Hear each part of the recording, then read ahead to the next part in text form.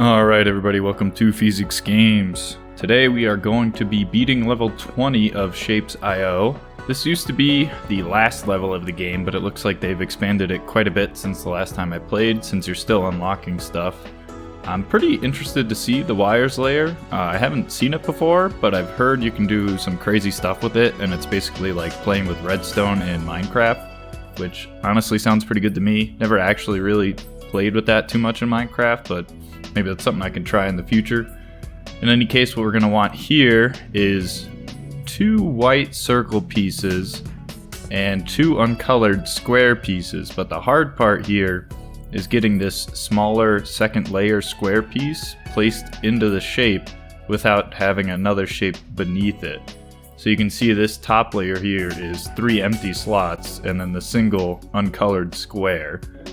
So I think what we have to do here, and I don't really remember this from the last time I played this game, I think we need to make either the bottom or the left-hand side accurately, and then have an additional piece. So, like, we have this top circle piece, this bottom square piece, and maybe like another random junk piece on this lower right-hand side. And then we'll stack it with this square. And because this is extra and like there's another piece here, we can cut it off. This square will be smaller and we can use that square in the final shape. So there's going to be a lot of pieces that are junked, but I think that's basically how we're going to go about it. And I just want to prove it here, see if we can get that shape made first before we worry about building an efficient version of it and adding that white paint in.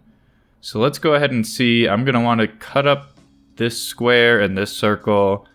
I don't know if I want to use the quad cutter or the regular cutter, so I'm going to use the regular one for now. And we're just going to be going with one item. I don't really, like I said, need to be doing it in the most efficient way. So we got the left-hand side and the right-hand side. And we want this left-hand lower half square to be the one that gets stacked and shrunk. So what if I just take a circle, cut it up as well, right? So now I've got left-hand circle, right-hand circle, as well as these guys. And I can, let's see, how do I want to do this?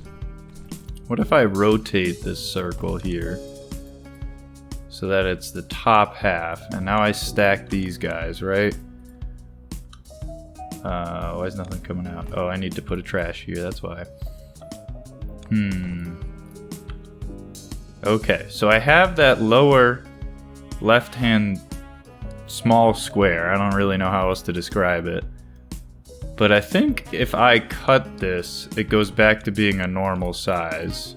Oh, that looks pretty good, actually. And that's normal. But what can I do from there? Because I feel like, let's say if I put it into a quad cutter, I feel like then it definitely goes back to normal, right? Yeah, it does. Unfortunate. So, how else can we get that shape out?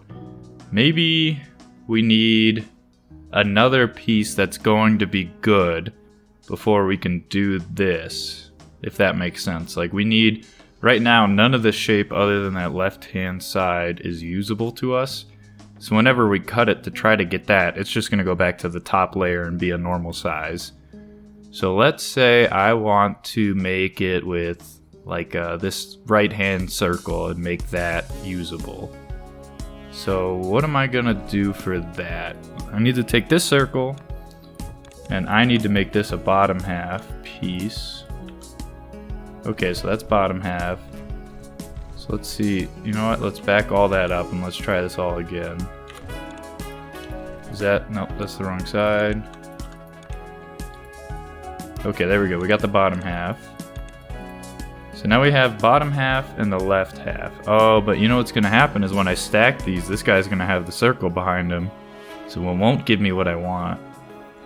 Maybe what I need instead is to quad cut the circle, get 3 pieces out of it, have this square turn in such a fashion That's not the fashion I meant. That is. Okay. So I need this guy. And then let's go ahead and move this.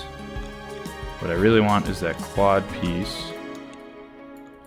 All of you guys go in here. And I don't want... This piece I don't care about. So I'm going to trash it. And the rest I'm going to stack on top of each other into like a 3-piece item. So I need another stacker. Let's put it there. Not the trash in. That in. Okay. So now, yeah, that's what I was looking for. Okay, now if I stack that with this guy, I think that's how I get that lower piece, right? Okay, so it looks gross, but I do have correctly this top left circle and this lower left small square, right? Now, how can I go from this to something that actually works, like something that makes sense? That's tough. Man, this is a hard shape to make. I think if I were to... So I make this 3-sided piece, but instead of the way I have it now, this top right piece is going to have to be a square as well. Much later. I feel like I'm overdoing it for this part right now. Which may be true, so maybe we'll just throw these in the trash and we'll see. We get this shape. Now let's just see when I stack them, how does that turn out? Is it the shape we want? It is. Okay, so this whole hunk of junk makes one single shape very slowly. So we need to speed it up and scale it up. So we're gonna have to paint this circle first before it goes into any of these cutters. And then from here we're gonna wanna make probably a few lines of these left-hand side outputs and a few lines of the right-hand side outputs. So let's get started on making those left-hand side outputs, I think. So let's get started with that paint. I'm going to want to make white paint, so I'm going to need all 3 colors. And our color mixer is 2.8 items a second. Our belt is 14. Let's see, 14 divided by 2.8, 5. Okay. 5 of these guys. And I want to make it a little bit more compact than before. Something like that. So this output just goes directly into there, and I'll have a line feeding through that takes the input and splits it out into here, maybe? Like this?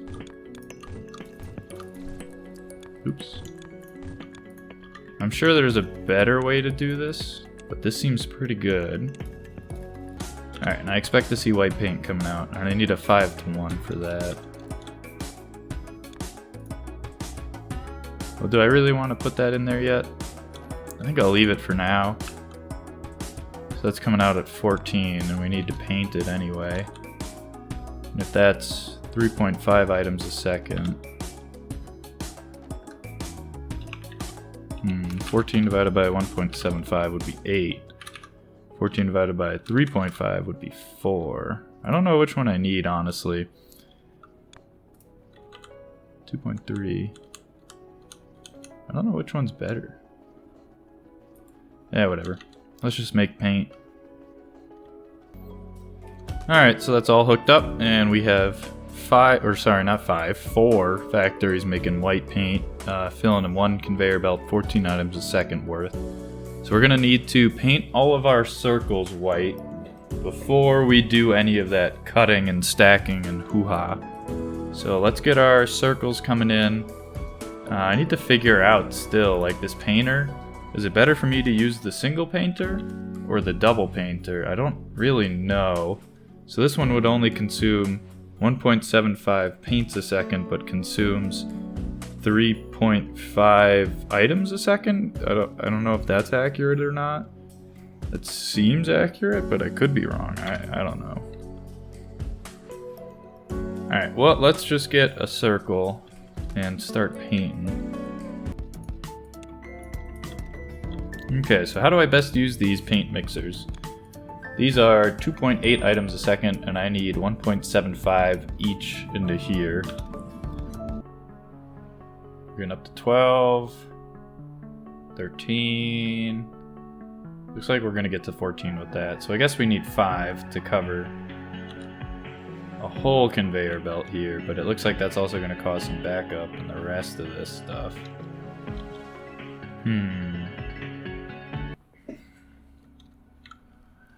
Alright, all of our white circle factories are built, so we should have 4 of them, giving us about 14 items a second each. Some of them might be slightly off, I'm not sure. Some of them seem slightly different. But in any case, we'll bring those back up to, I don't know, this area somewhere. And from there, we'll start working on getting our little prototype, I'll call it. Our little prototype to be more scalable.